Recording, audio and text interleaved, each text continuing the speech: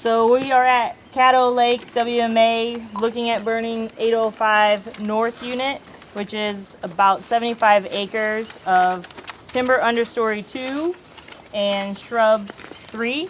And so we have the fuel reduction burn to get out there today. Typically with fuel reductions, you're not going to see a rip-in fire. So if we get the fine dead 60 to 70% consumed and the heavies 50% consumed, we're going to call it pretty successful.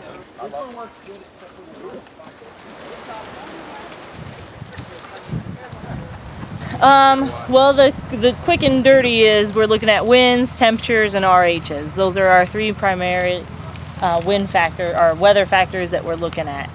What we're also looking at is where's the smoke going to go, how long it's going to be in the area, what's going to be coming a couple of days after, do we have enough people, what is our fuel going to do, so is it wet or are we going to disturb the soil with our equipment. And so we're looking at all those components, and sometimes it's a balancing act, but the reason why we picked this one to do is we wanted to do it because of the fuel load along the fire breaks. We wanted to do it with right after a rain or right before a rain. With the state, you have to be qualified at the NWCG level, so it's a 40-hour course. We have students that come out and help us from time to time.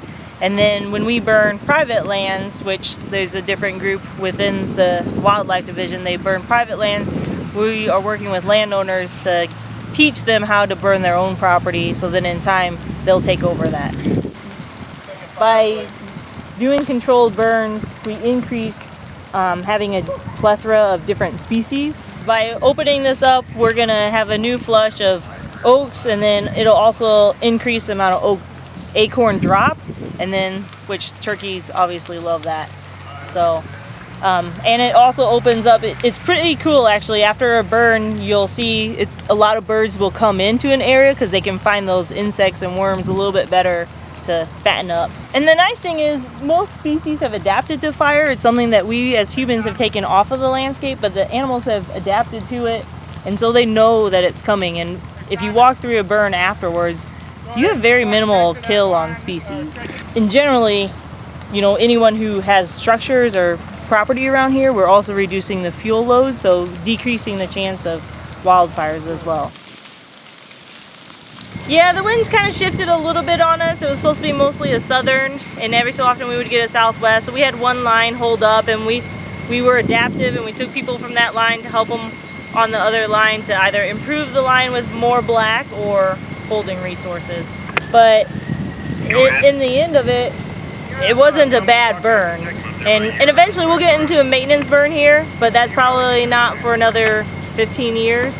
So fire is a great tool, but it's one management tool that we have to use repeatedly.